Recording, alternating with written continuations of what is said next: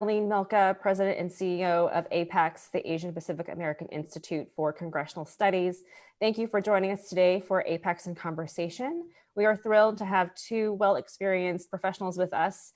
And joining us today is Deanna Zhang, who is our host, a seasoned professional with decades of experience in managing, developing, and implementing policy initiatives that address the unmet needs of underserved communities locally, regionally, and nationally. Her positions have included Chief of the Federal Coordination and Compliance Section at the U.S. Department of Justice Civil Rights Division and Deputy Director of the U.S. Department of Labor Office of Civil Rights.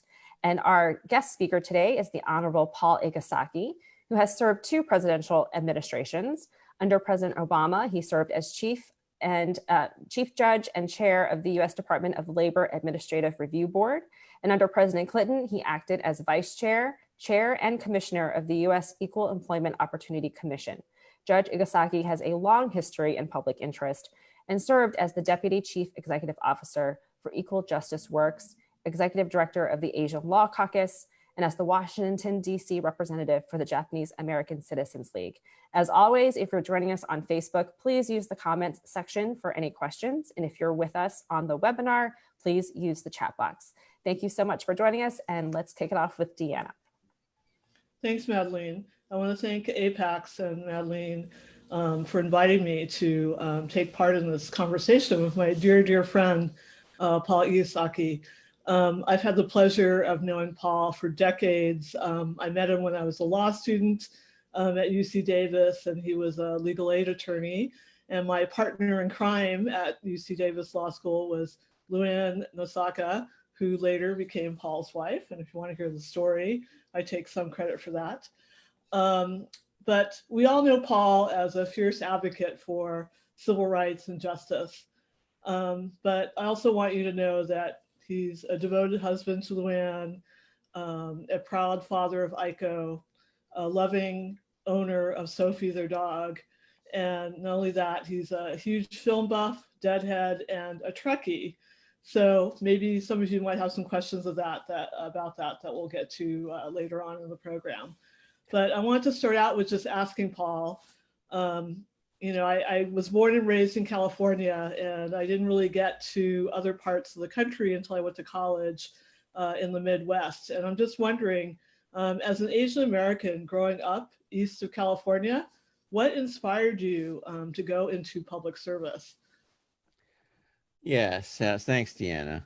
Well, I grew up in Chicago suburbs, and so I do have Midwestern roots. Public interest was something that I got really from my father more than anything else, because he basically taught me that you have to do what you believe in, you have to do good for your society, and maybe it was too complicated for me to make a lot of money and do that together. So I thought public interest was the way to go.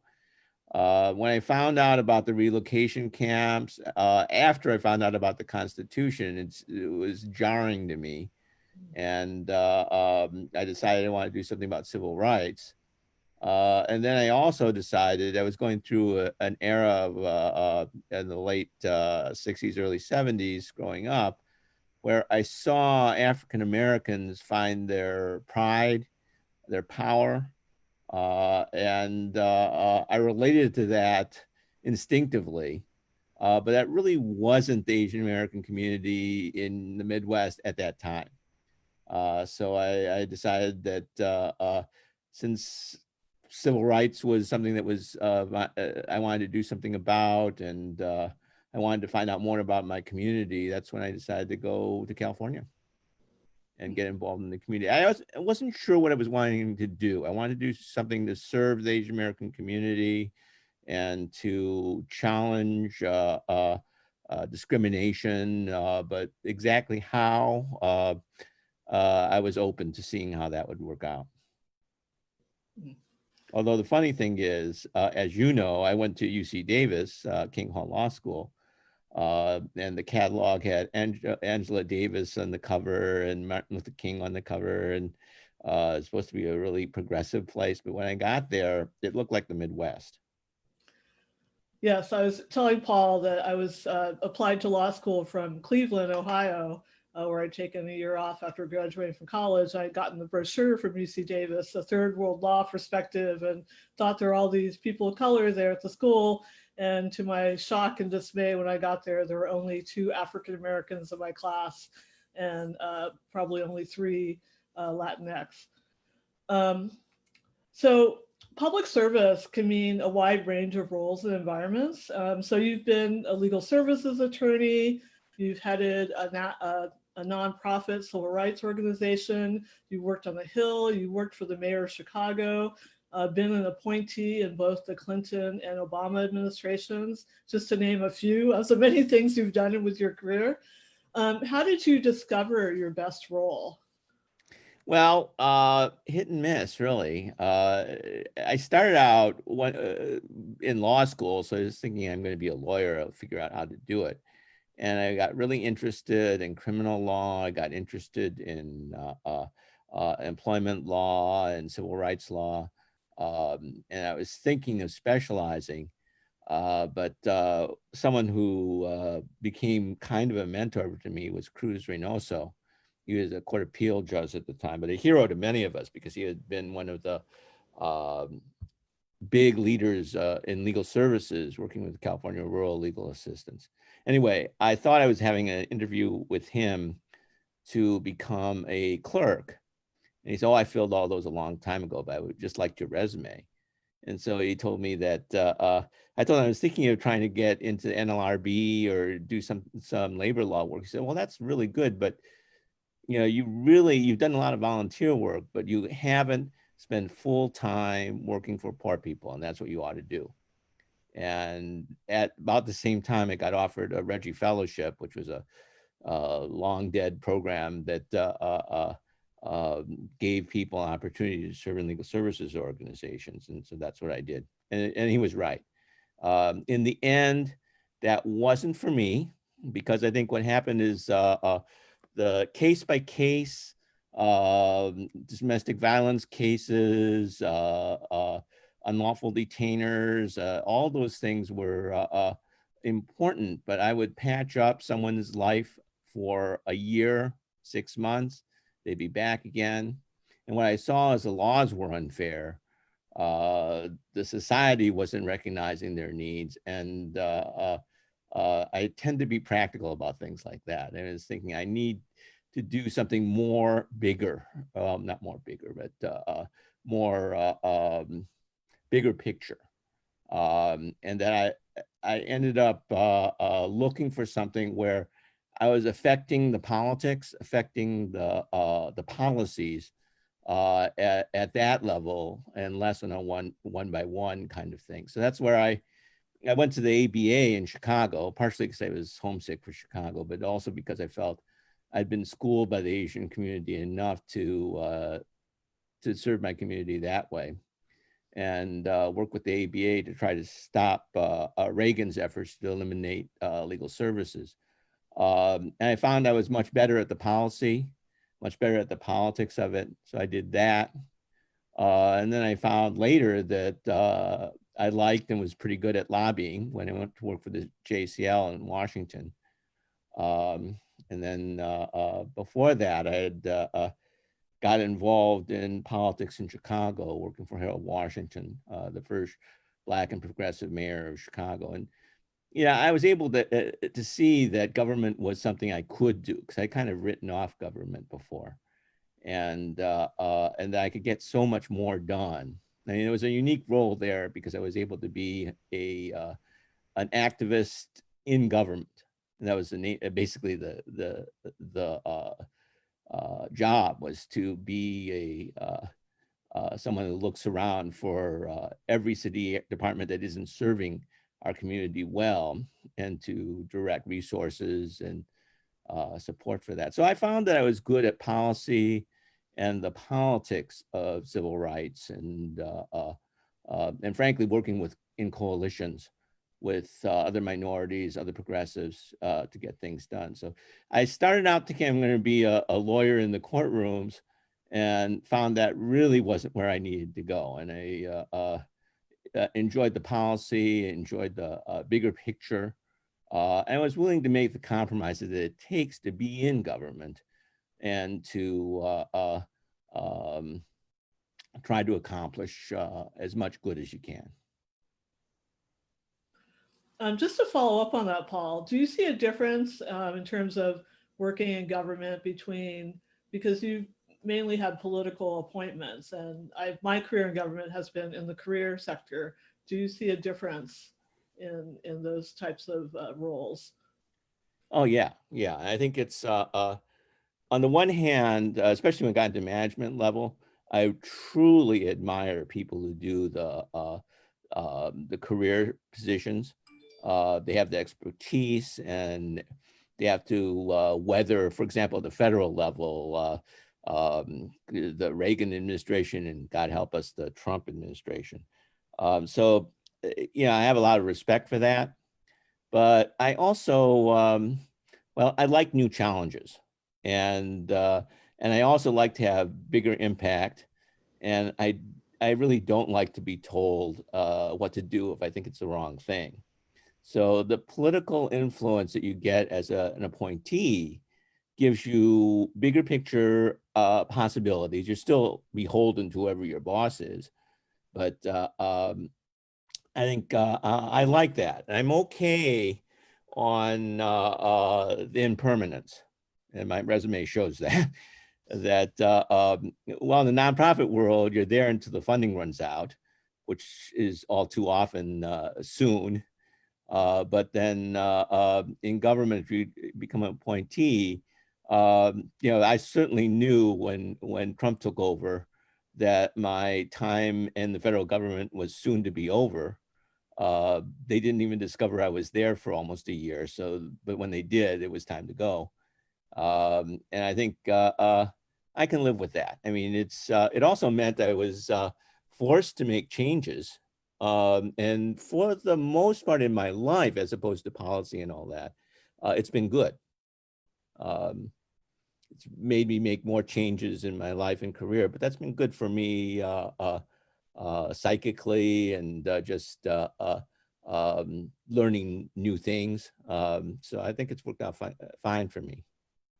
And then how would you compare working on the local level for Mayor Washington versus doing more national policy work? Well, I think you become more specific the bigger level you go.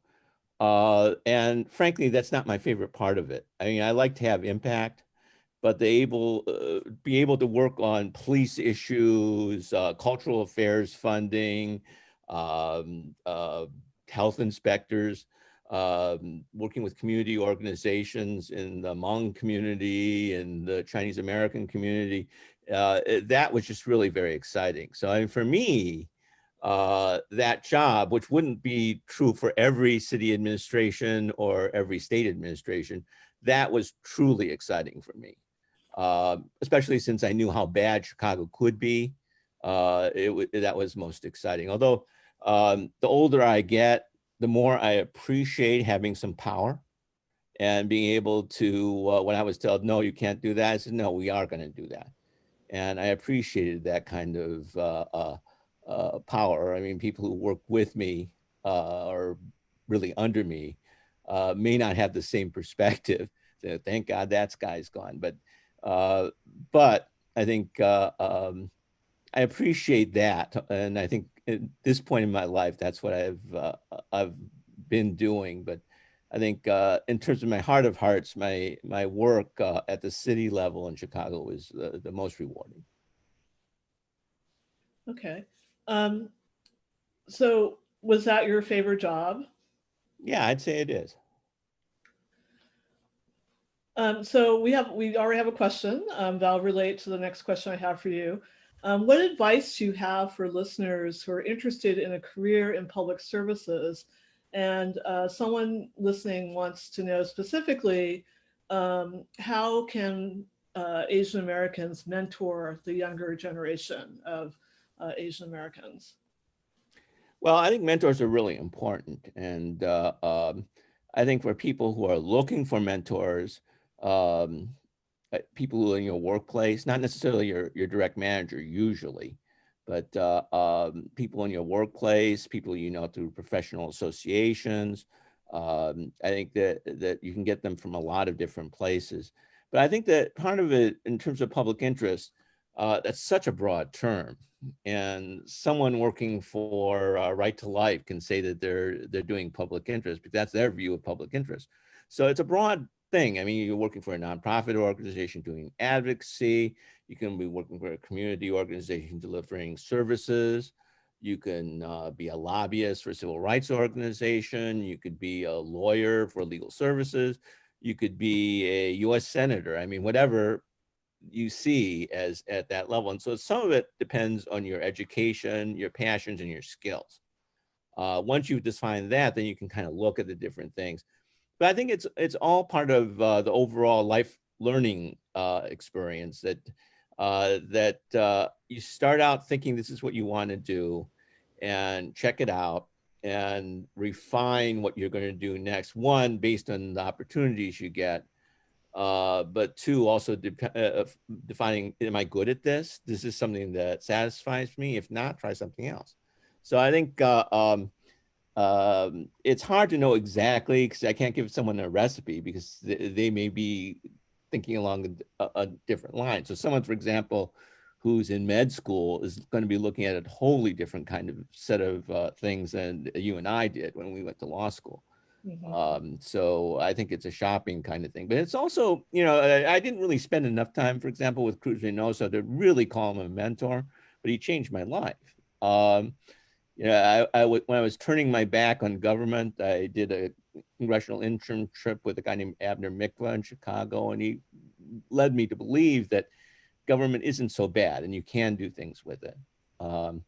I went to law school partially because of Asian Law Caucus, reading about them on the West Coast. Of course, when I actually got there, I was a manager, it's a wholly different kind of experience I thought it was going to be, which I loved it. But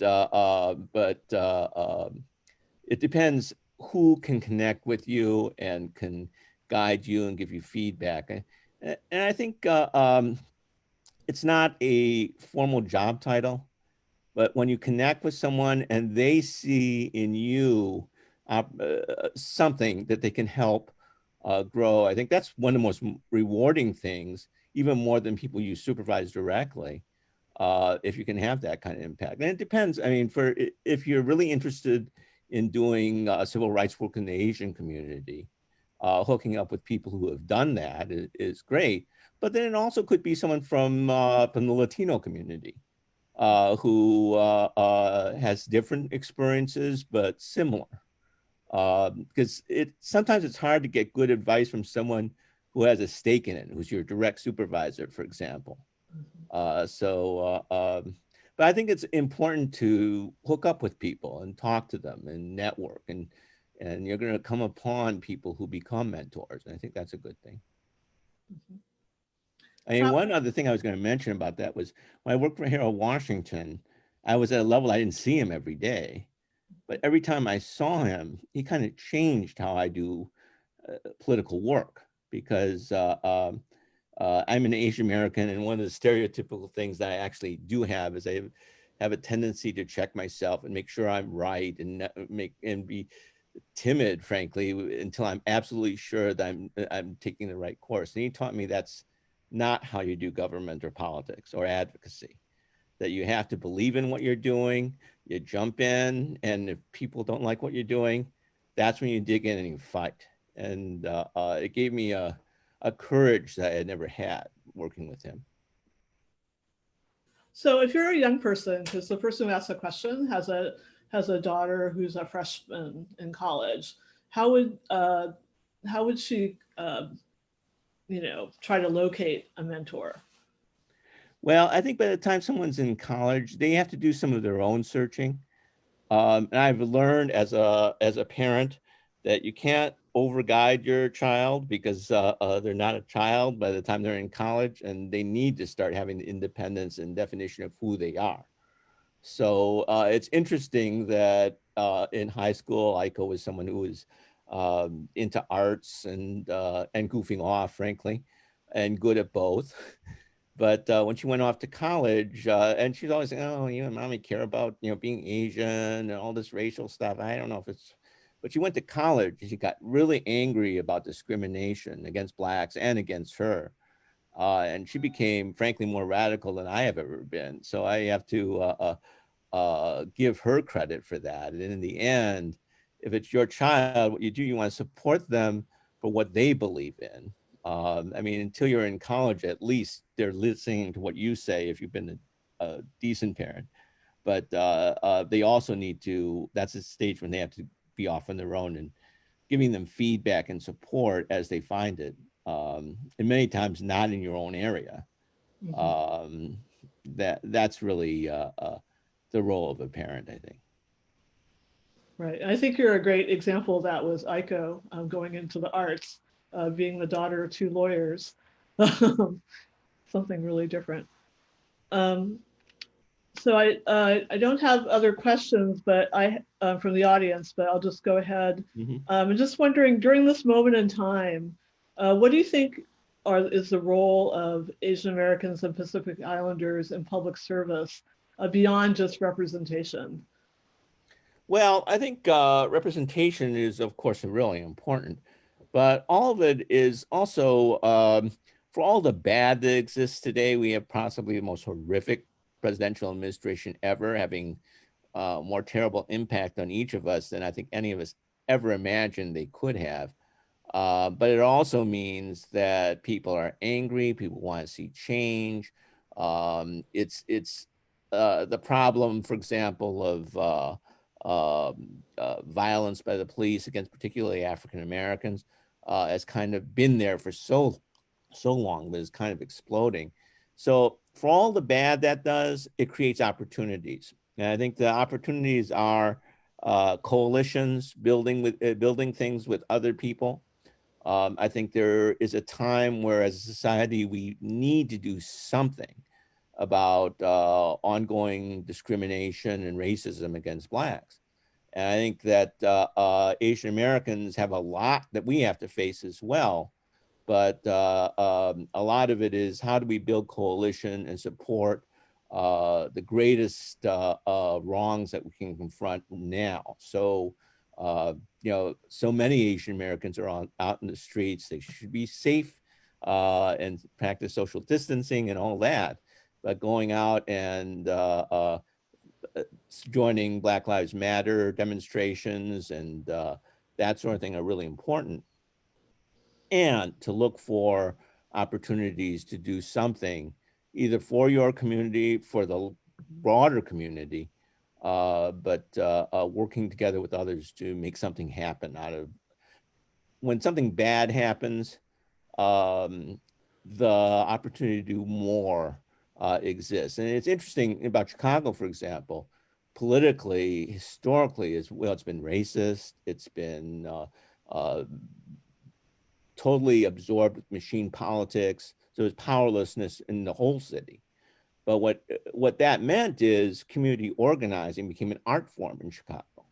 Jane Addams, Black Panthers. I mean, all the things that bubbles out of discrimination and hate is power for everybody. I think that's the time we're in right now.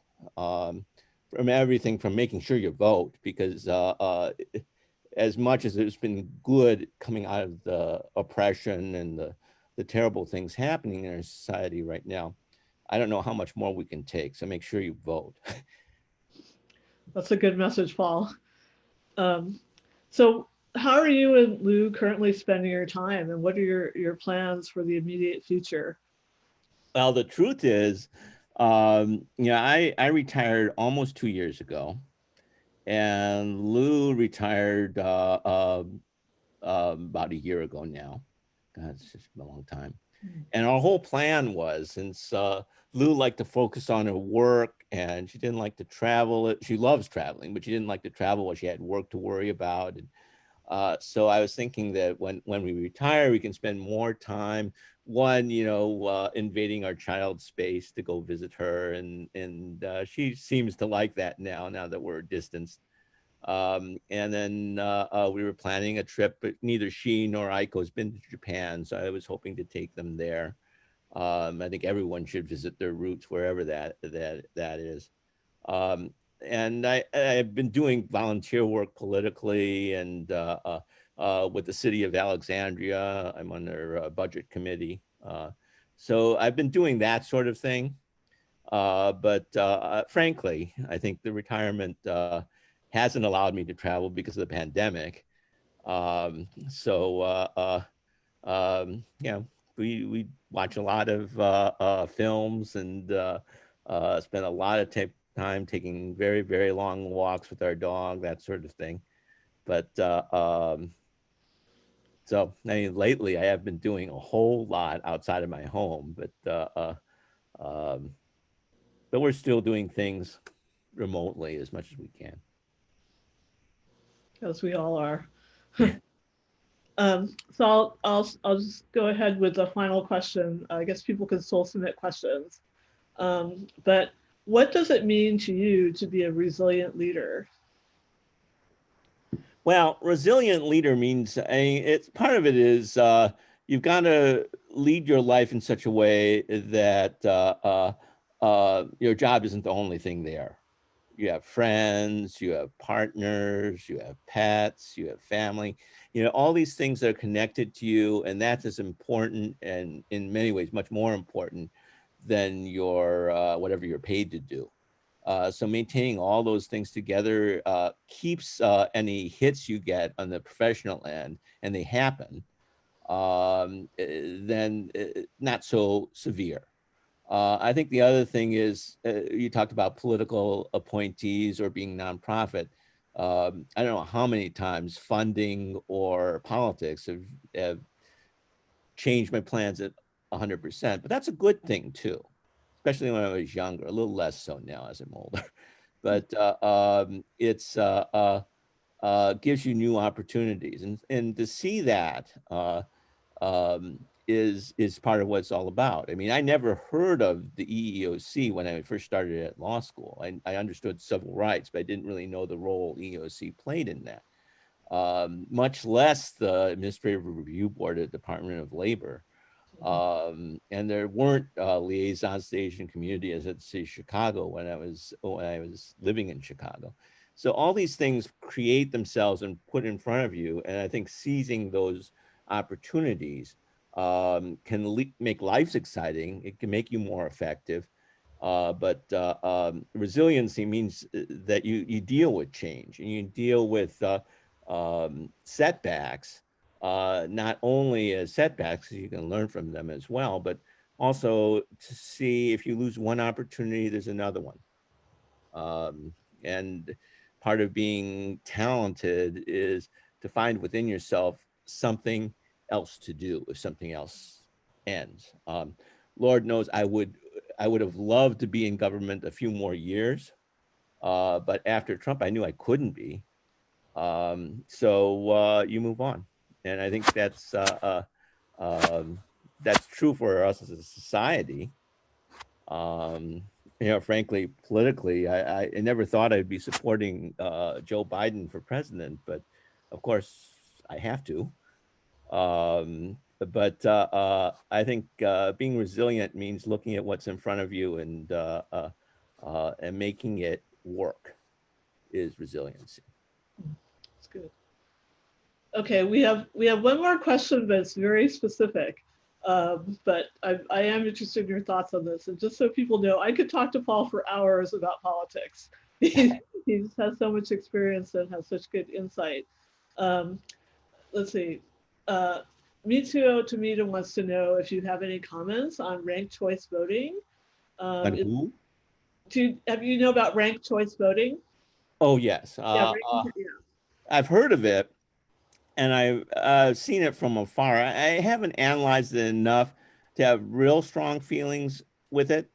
But I think the thing that's a little, I mean, it seems like all of us, when we go to a polling booth and there's more than two choices, we have other choices as well.